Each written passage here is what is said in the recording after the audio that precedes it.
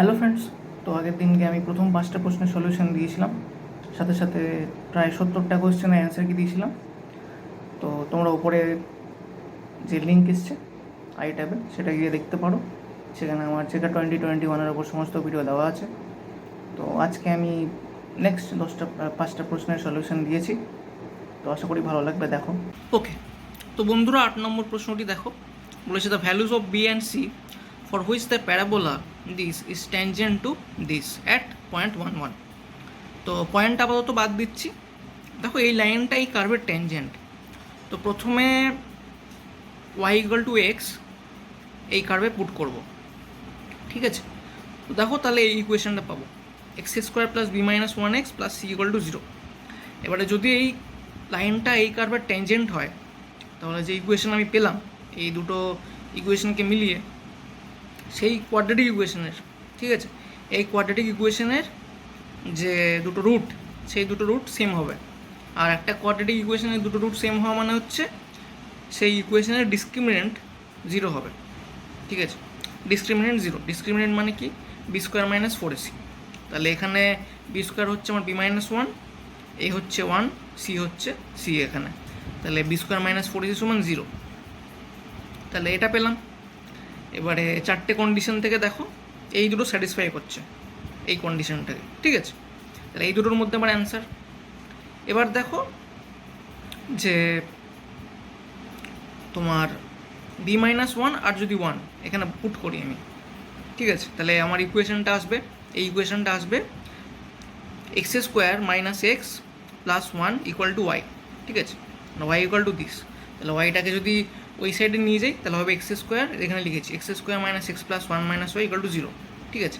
এবার যদি 1 পুট করো x আর y এর জায়গায়, তাহলে দেখো 0ই আসছে, যেটা ঠিক। এবার যদি তুমি b = 1 আর c = 0 বসাও, তাহলে এই ইকুয়েশনটা আসবে x² + x minus x² + x = y, ঠিক আছে। x² + x = y, এই যে এখানে লিখেছি x² + x = y, ঠিক আছে। তো এখানে যদি আমি 1 পুট করি, তাহলে লেফট সাইডে 1 আসছে, রাইট সাইডে 1 + 1 = 2, এটা কখনই হতে পারে না। সো আমার অ্যান্সার হচ্ছে অপশন এ। দেখো 12 নম্বর প্রশ্নে কি বলেছে, limit x tends to 1 + x/2 + x তার পাওয়ারে 1 - √x/1 - x। দেখো নিচের 1 - x-টাকে আমি ভাঙতে পারি 1 - √x 1 + √x। কেন? কারণ a + b - b এর ফর্মুলা a² - b², তার মানে 1² - √x², √x² মানে x, তার মানে এই দুটো হয়ে গেল মিলিয়ে ঝুলিয়ে 1 - x। তাহলে এটাকে ভাঙলাম। কেন ভাঙলাম? কারণ উপরে 1 - √x আছে, কেটে যাবে। কেন কাটবে? কারণ x tends to 1, x not equal to 1, x tends to 1, ঠিক আছে। x যেহেতু 1 নয়, তাই আমি এই দুটো কাটতে পারি। তো কাটলে ওপরে এই পাওয়ারে পড়ে থাকলো 1/1 + √x। এবারে সোজা x = 1 বসিয়ে দাও, তাহলে এটা আসবে 2/3, আর পাওয়ারে 1/1 + √x আছে, এটা আসবে 1/2। তো আমার অ্যান্সার হচ্ছে 2/3^½ ওকে। এই প্রশ্নটার জন্য একটু শর্ট ট্রিক লাগবে। তো চলো প্রথমে কোশ্চেনটা দেখে নিই। y = cos inverse 3x + 4 √1 - x²/5, ঠিক আছে।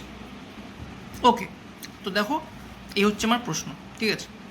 তাহলে আমি প্রথমে এটাকে ভেঙে নেব। তাহলে ভাঙলে হচ্ছে cos ইনভার্স 3/5x + 4/5 √1 - x²। এবারে দেখো 3/5 আর 4/5 এটাকে নিয়ে একটা কিছু করা যায়। কি করা যায়? দেখো একটা ট্রায়াঙ্গেলের যদি হাইট 4 হয়, বেস 3 হয়, তাহলে হাইপোটেনিউজ 5 হয়। বা যদি তুমি এই দুটোকে ইন্টারচেঞ্জ করে দাও, মানে হাইট 3 আর বেস 4, তাহলেও হাইপোটেনিউজ 5 হয়, ঠিক আছে। এটা কি সুবিধা হবে আমার?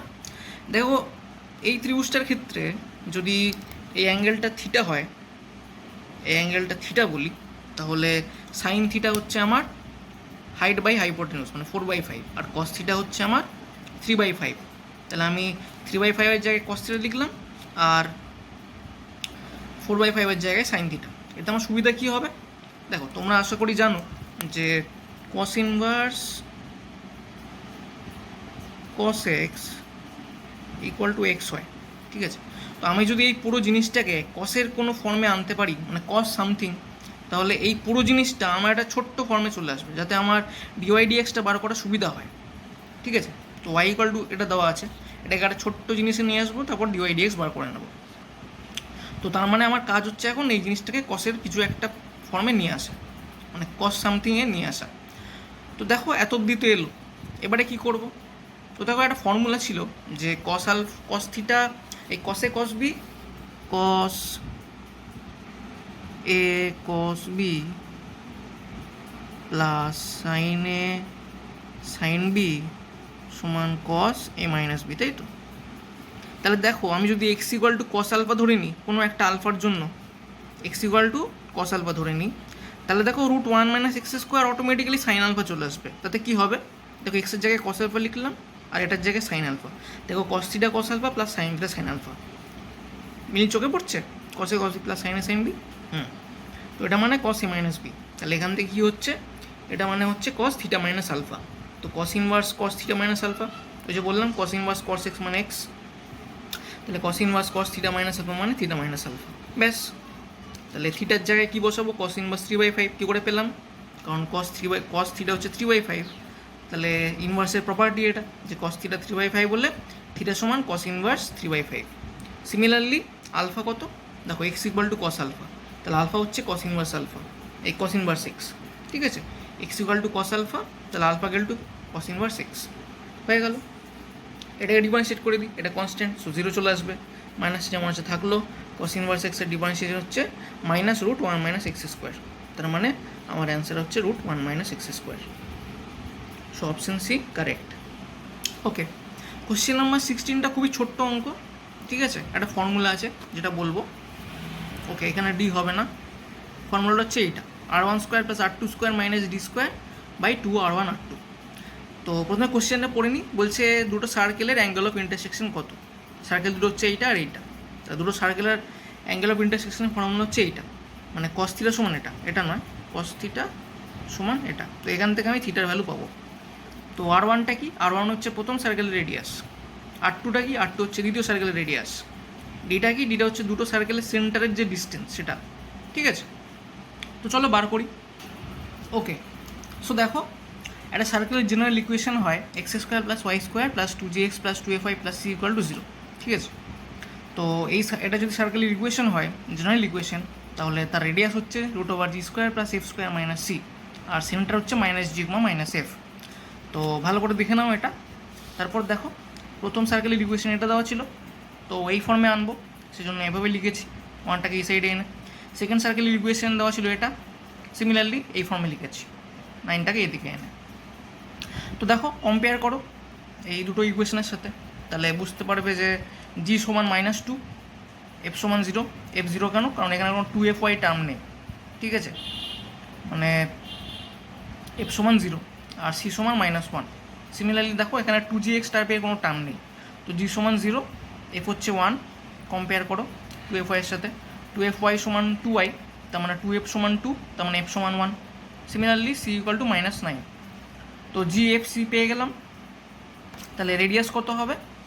দেখো রেডিয়াস হচ্ছে তাহলে প্রথম সার্কেলের ক্ষেত্রে জি স্কোয়ার মানে 4 প্লাস এফ স্কোয়ার মাইনাস 0 আর সি স্কোয়ার মানে হচ্ছে 1, sorry G square plus F square minus C, তার মানে -1 মানে +1, ঠিক আছে?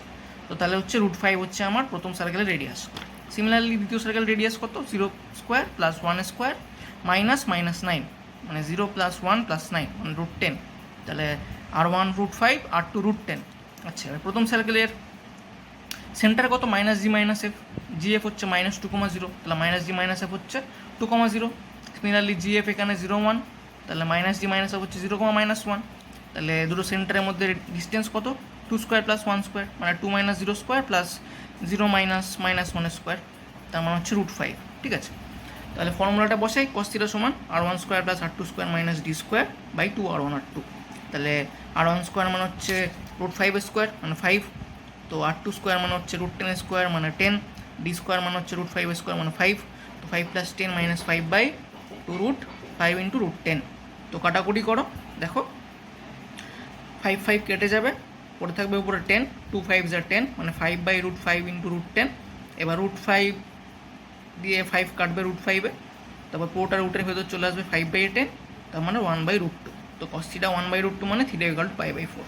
ওকে, so answer is π/4। Okay, so question number 19 দেখো, let f dash exist in 0 1, then f1 minus f0 equal to f dash x by 2x has no solution, at least one solution, identity, আর এই বড় সড়ো গিয়ে একটা দিয়েছে এটা। তো খুবই সোজা অঙ্ক। একটা এফ ড্যাশ এক্স, একটা এফ ফাংশন ধরো যে যার জন্য এফ ড্যাশ এক্সটা এক্সিস্ট করে, তো আমি simply F x equal two x ধরলাম, ঠিক আছে। তাহলে এফ ড্যাশ এক্সটা হচ্ছে 1, তাহলে f1 মাইনাস f0 হচ্ছে 1, কারণ এখানে 1 পুট করো তাহলে 1 আসছে, 0 পুট করলে 0 আসছে, তাহলে 1 মাইনাস 0 1। আর F dash X by 2x সেটা হচ্ছে এফ ড্যাশ এক্স কত 1 বেরিয়েছে, তাহলে 1 বাই 2x। তাহলে এই দুটো যদি ইকুয়াল হয়, এই দুটো যদি ইকুয়াল হয় এখান থেকে পাচ্ছি, দেখো এই দুটো ইকুয়াল করেছে, তো এই দুটো যদি ইকুয়াল হয় তার মানে 1 ইকুয়াল টু 2x মানে x equal to half. Okay, so একটা সলিউশন পেলাম। আচ্ছা, এবার তোমার ইচ্ছে হলো আমি F x equal two x square ধরবো, ধরো কোনো অসুবিধা নেই, কারণ এফ ড্যাশ এক্স তখন এক্সিস্ট করে, 2x হচ্ছে, তো F dash X by 2x কত হবে, 2x বাই 2x মানে 1, ঠিক আছে। একমাত্র যখন x ইকুয়াল টু 0 তখন নয়, except the case when X equal to 0, তার মানে F dash X by 2x সমান 2x by 2x equal to 1 হবে একমাত্র এক্স নট ইকুয়াল টু 0 যখন, কারণ ইন্টারভেলটা 0,1 দিয়েছে, তো এই 0টা বাদ দিয়ে বাকিটাতে, ঠিক আছে। তো 0টা বাদ দিয়ে বাকিটাতে ইন্টারভেলের সমস্ত পয়েন্টের জন্য আমার এফ ড্যাশ এক্স বাই 2xটা 1 হচ্ছে। আর f1 দেখো কত, এখান থেকে f1 পাচ্ছি 1 স্কোয়ার 1, আর f0 0, মানে f1 মাইনাস f0 কত 1, তাই তো, f1 মাইনাস f0 সমান 1, আর এফ ড্যাশ এক্স বাই 2xটা 1, তো দুটোই সেম হচ্ছে। কতগুলো এক্সের জন্যে, অনেকগুলো এক্সের জন্যে, শুধু যখন এক্সটা নট ইকুয়াল টু 0 হতে হবে, ঠিক আছে। তো similarly F x equal two x cube ধরবে, সিমিলারলি সলিউশন পাবে। এফ এক্স ইকুয়াল টু যদি এক্স কিউব ধরো তাহলে F dash x equal two পাবে 3x স্কোয়ার, তাহলে F dash X by 2x পাবে 3x স্কোয়ার বাই 2x মানে 3 by 2x, ঠিক আছে। আগের মতনই যখন এক্স নট ইকুয়াল টু 0, কারণ এখানে 0 0 কাটছি, তো কাটতে পারছি কারণ এক্স নট ইকুয়াল টু 0 হচ্ছে আমি, তো এক্স যখন 0 নয় তখন F dash X by 2x হচ্ছে 3 বাই 2x।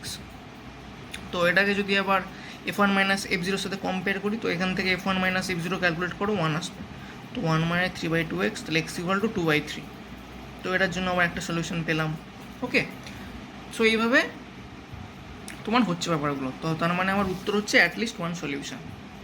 ওকে, তো আশা করি তোমাদের সলিউশনগুলো ভালো লেগেছে, আর আমি চেষ্টা করছি এই সলিউশনগুলো যেগুলো দিলাম সেগুলো একটা পিডিএফ বানিয়ে ডিসক্রিপশানে আপলোড করতে। তো ভিডিওগুলো প্রতিদিন একবার পারলে চেক করো, ডিসক্রিপশানে আপলোড হয়ে যাবে পিডিএফগুলো, চেষ্টা করছি। আর আমার আরও 30টা প্রশ্নের অ্যান্সার কি দেওয়া বাকি আছে, সেগুলোও চেষ্টা করছি তাড়াতাড়ি যত সম্ভব দেওয়ার। তো ভিডিওটা অবশ্যই লাইক শেয়ার আর সাবস্ক্রাইব করে রাখো, আর বন্ধুদের সাথে শেয়ার করো। তো দেখা হচ্ছে নেক্সট ভিডিওতে।